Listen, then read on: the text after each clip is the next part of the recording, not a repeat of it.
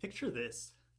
It's a Tuesday morning. You've just taken time off work, arranged childcare, and you're ready to renew that license. It's been nagging at you for weeks. You pull up to the Henderson DMV on East Lake Mead Parkway only to find nothing. It's been closed. It's gone. It's relocated. Now you're facing a choice. Drive to North Las Vegas, fight traffic to East Sahara, or maybe try your luck in Boulder City. Either way, your quick errand just became an all-day affair. This isn't a hypothetical scenario for some Henderson residents. It's becoming reality. And the closure of the Henderson DMV isn't just an inconvenience. It's a symptom of something so much larger. The slow erosion of local services in Nevada, in the second largest city here. Today, I want to tell you why this matters, who it hurts the most, and what it says about how our city is valued.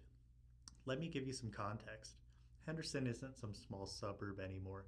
We're talking about over 330,000 residents. That makes Henderson the second largest city in Nevada and one of the fastest growing cities in America. But here's what doesn't match up. Despite all the growth, despite all those new neighborhoods sprawling across the valley, we're losing critical infrastructure. The DMV closure is just the latest example. Think about what a DMV does.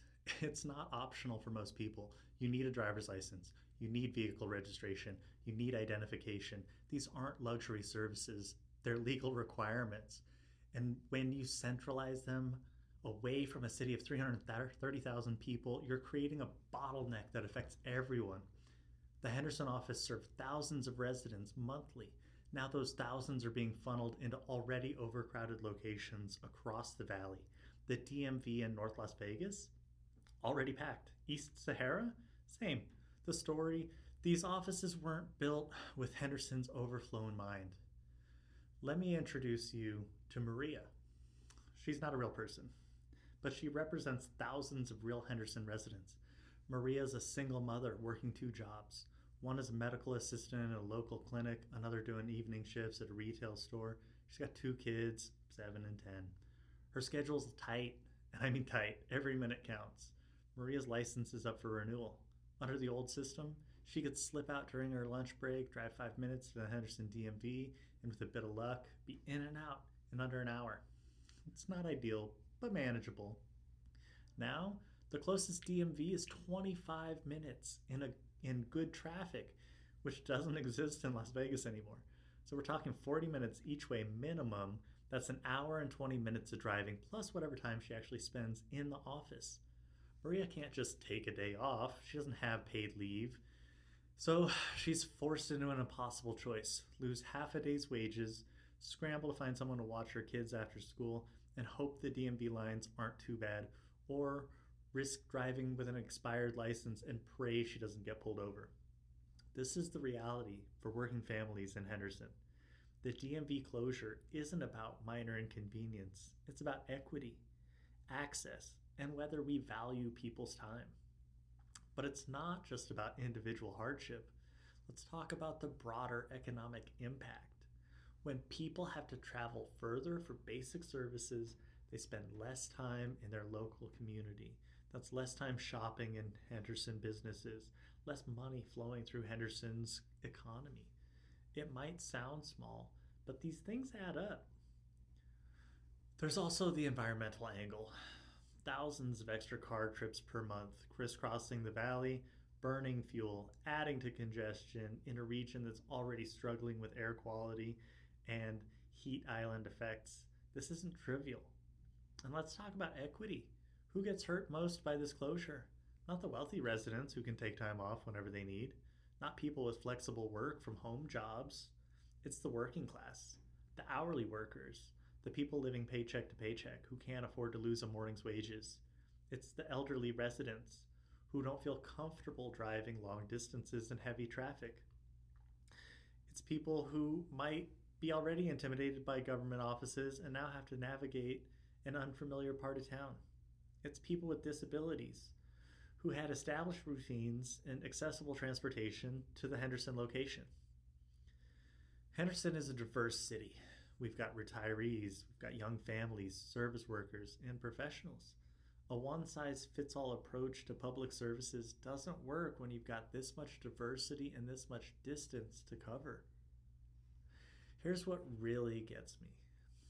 This closure sends a message. It says that despite Henderson's growth, despite our population, despite our tax contributions, we're still treated like a satellite community rather than the major city that we've become. Nevada's state government makes decisions that work for Carson City, that work for Reno, that maybe work for Las Vegas proper, but Henderson, we're often an afterthought. This isn't the first time Henderson has been on the short end of state resource allocation. Our schools are overcrowded. Our infrastructure struggles to keep pace with growth, and we're losing basic government services. The irony is that Henderson residents still pay the same DMV fees, the same registration costs, the same taxes, but we're expected to travel further and wait longer for the same service that used to be in our backyard? And let's be clear, this sets a precedent.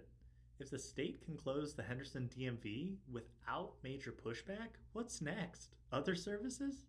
Other offices? How much are we willing to accept before we demand better?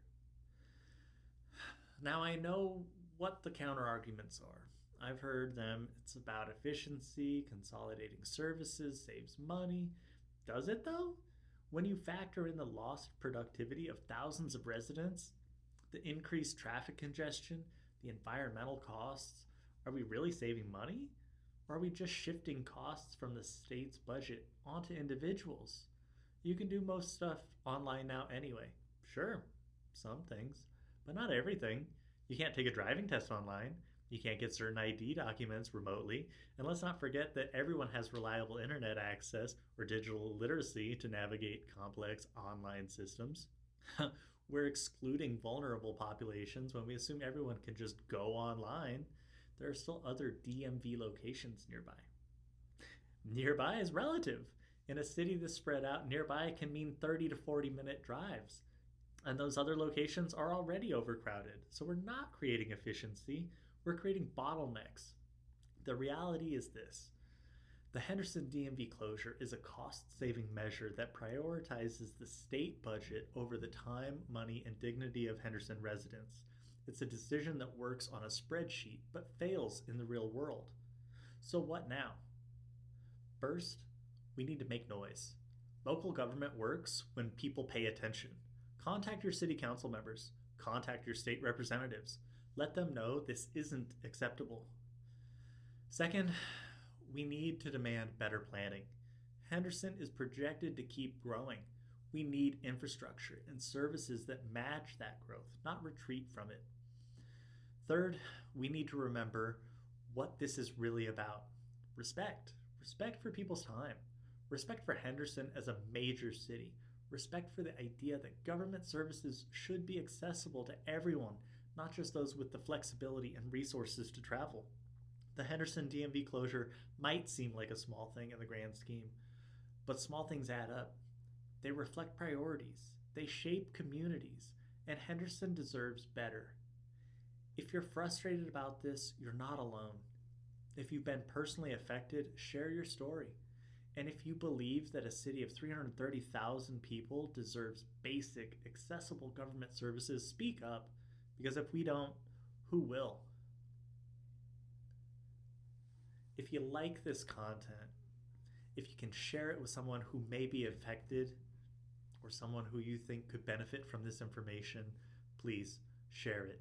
If you like content like this, please like and subscribe it. It helps my channel grow. I'll see you guys on the next one.